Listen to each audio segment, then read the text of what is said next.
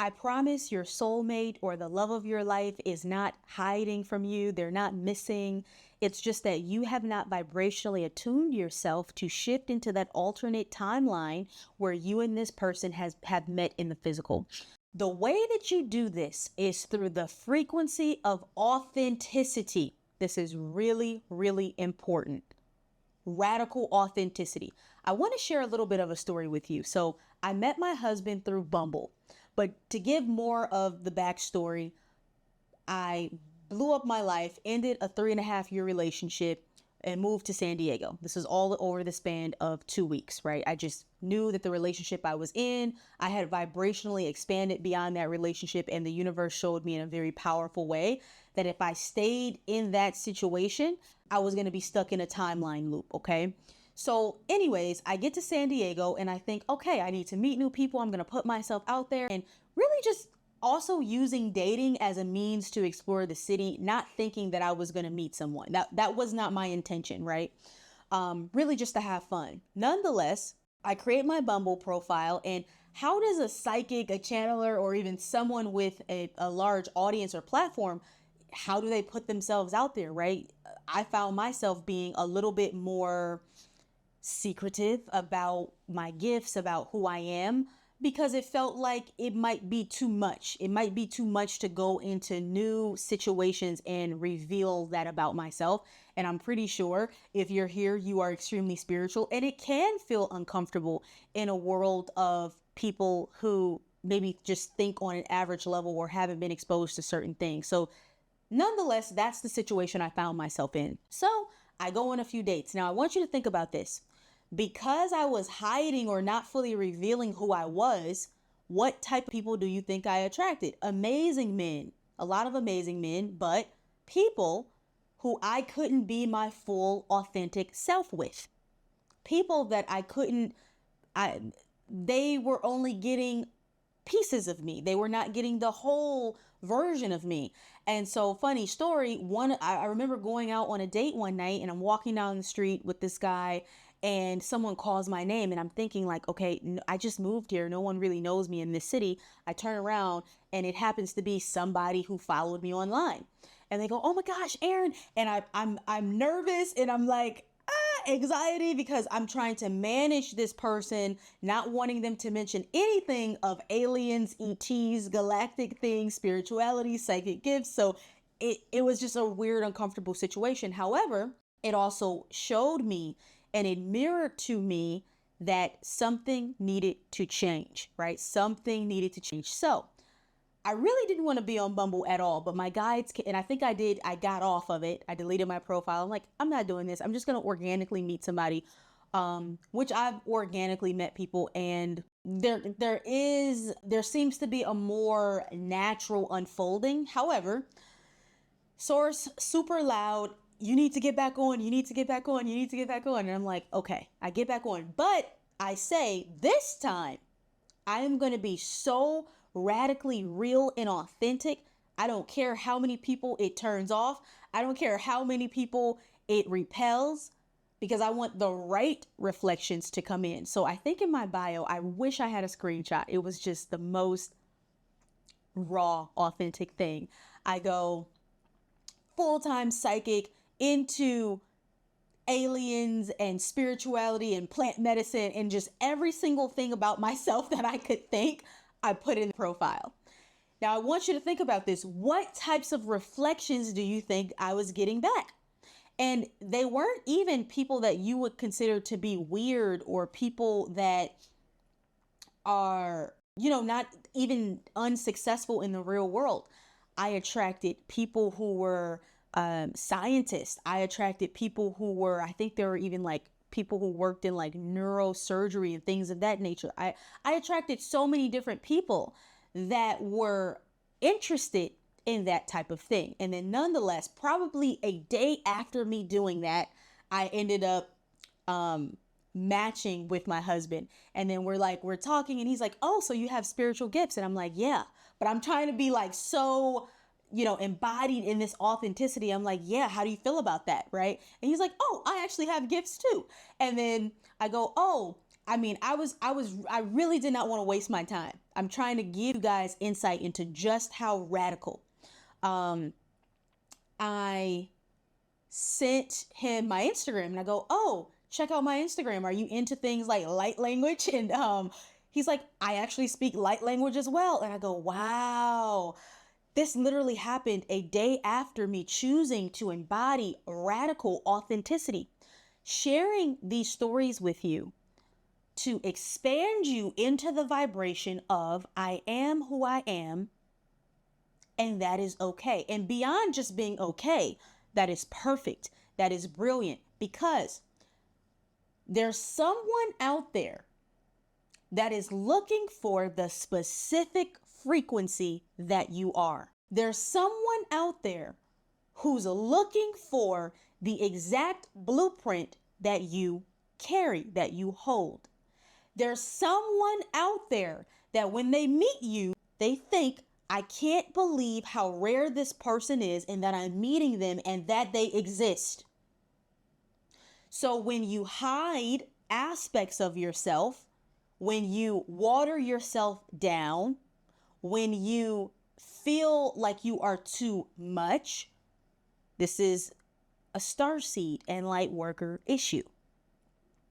When you believe that it would be difficult or impossible for you to meet someone who mirrors all of your interests and your gifts and how you want to live your life.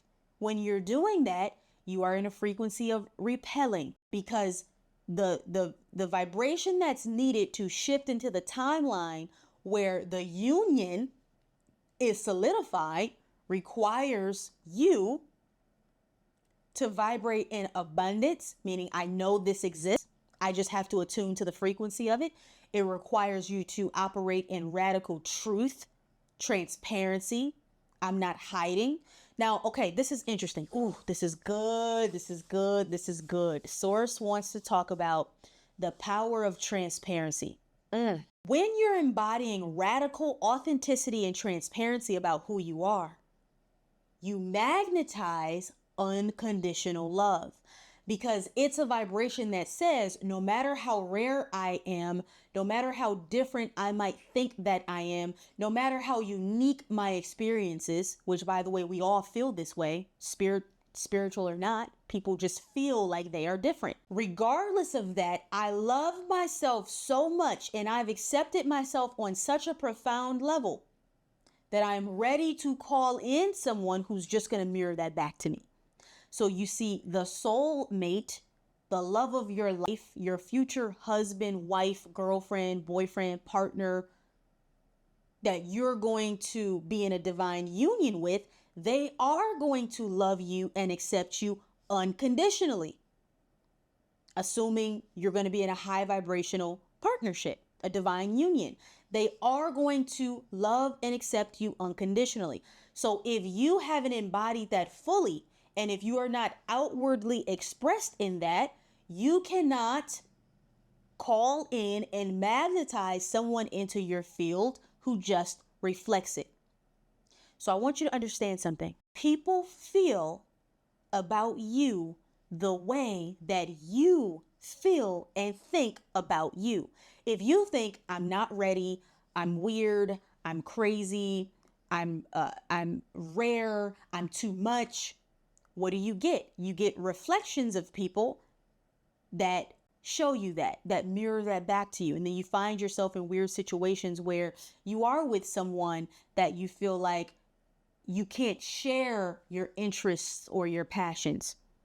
You find yourself in situations where you're going on all these dates with people and none of them are a true frequency match to who you are. So translation, you're wasting time. You're creating the time delay. Whereas your higher self already knows who your soulmate is. It was pre-contracted before you incarnated. Source already knows who your soulmate is. It was pre-contracted before you incarnated.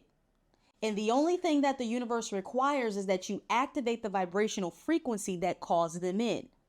Okay? These are the 3 core frequencies you need to embody to shift into this parallel timeline where you are with your ultimate supreme divine partner.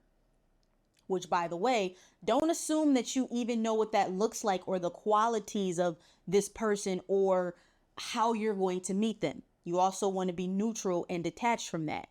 Okay? But the three frequencies are transparency and authenticity. I'm clear on who I am, and out the gate, I'm revealing who I am. Not overpowering or being overly dominant or overbearing with your personal truth. This is very graceful. This is very gentle. Oh, okay. Are you religious? Oh, beautiful. You know, I'm actually more spiritual, but I understand that all paths are leading to the same place. I also do have intuitive gifts. I know it feels uncomfortable to embody that radical authenticity, but that is one of the core frequencies that needs to be activated in your point of attraction, because then you start attracting so many people that just love you for who you are. The second frequency, it has a similar vibration, but it's honesty. Honesty. Whew, I feel the power of just saying that. Honesty.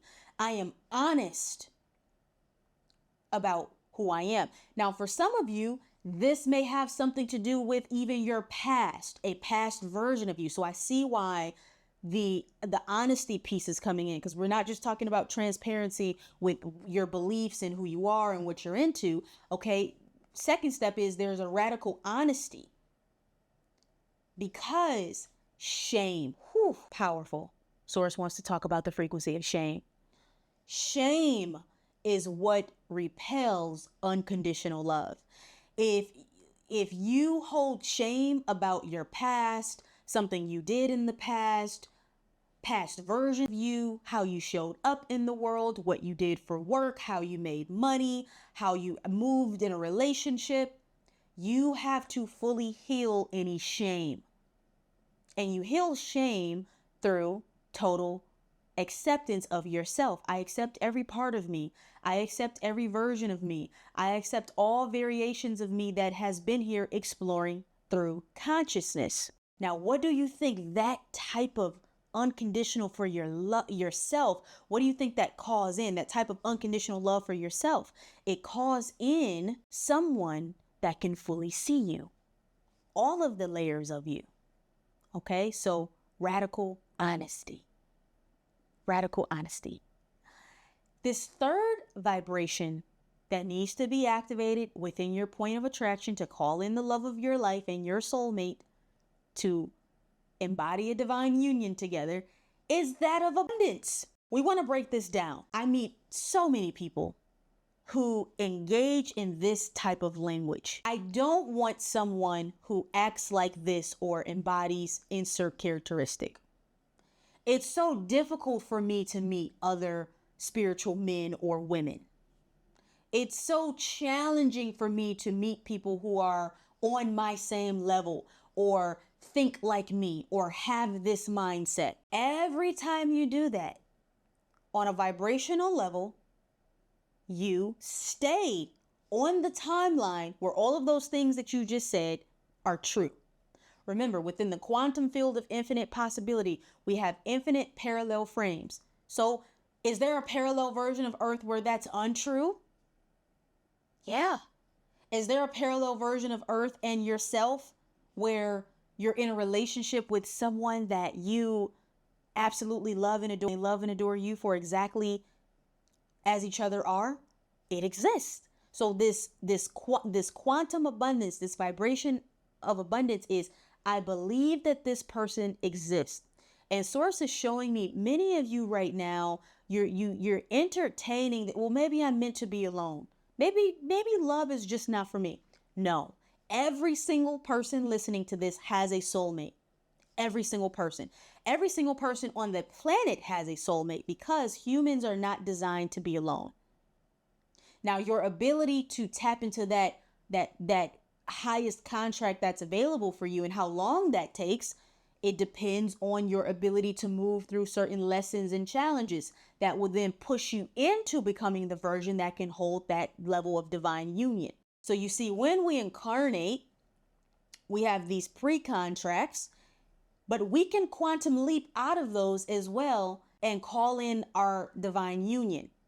But every single relationship that we have is activating something in us, is expanding us. Really, not even just relationships, anything you're experiencing within reality, all of the lessons, all of the challenges, everything that you're learning about forgiveness, about unconditional love, about sovereignty, about using your voice. All of these experiences are just pushing you, triggering you into the version of yourself that can hold a sacred partnership. So this other aspect of abundance is that what you believe to be rare or scarce, it takes no effort on the universe's part to arrange this meetup, but you keep creating the time delays. So the example that Source is showing me with this is some of you, you're already living in the same city with this person. You're already working in the same space with this person, but it's like you keep missing each other. For some of you, you go to the same coffee shop as this person, or you hang out in the same places as this person, but you keep missing each other. They go to the gym at this time, and then as they're walking out, you're walking in. Those types of things.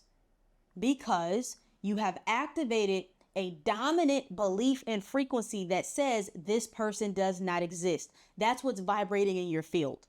So you are creating all of the timeline scenarios where that must be so. Now, I want to expand you into this truth. Let's say it really is rare. You are two rare people in the same town, two very special, unique people in a small town. If you would align your frequency, even out of all of the hundreds of people, you would still shift into an alternate timeline where synchronistically you could bump into this person or this meeting could happen. Maybe you need to go somewhere. So it comes into your field. Oh, look at this opportunity that just popped up. I'm going to go on a retreat or I'm going to travel. You're in the vibration to receive whatever the bridge connector is that the universe is going to set up for you. And because you're aligned and you're in a high vibration, you pick up on that, you make the right decision. And then let's say you go on this trip, this retreat somewhere, or someone invites you out and you say yes because you're in a high vibrational mood, and then you meet the person.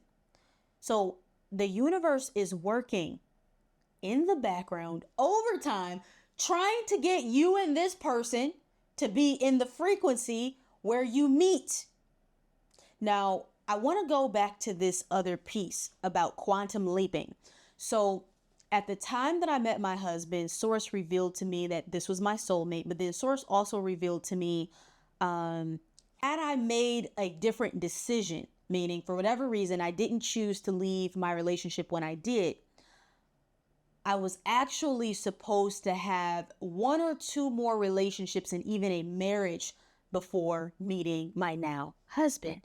So in me choosing to embody a certain frequency of truth, honesty, transparency, abundance, knowing, I don't have to stay here forever. There's more for me. There's something else. Being embodied in all those frequencies, I didn't have to live in a timeline loop. So you're always being presented with two options. You're going to evolve and embody. That's something I've been telling you guys, evolve and embody, or you're going to collapse into ego and repeat. So you're going to evolve or repeat, and you're going to play out the same thing over and over and over again until you level up into the version of you that can hold the higher timeline. Okay.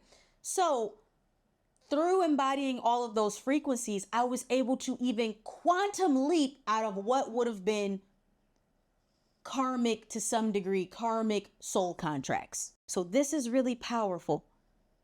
You're going to stop wasting your time. You're going to stop creating time delays. You're going to collapse time altogether. You're going to shift into the parallel version of yourself and reality and a divine union frequency to where you can meet this person. It doesn't have to take all this time. It's not complicated. It's just the universe is waiting on you. And this person is also waiting on you, or we could say you're waiting on each other to be ready. How do you know if you're ready? You're no longer hiding. You're no longer afraid of embodying fully who you are. You're not ashamed about your past. You trust and know that you are worthy of love and that there is someone out there who would accept everything about you. That's how you know you're ready. And so it is.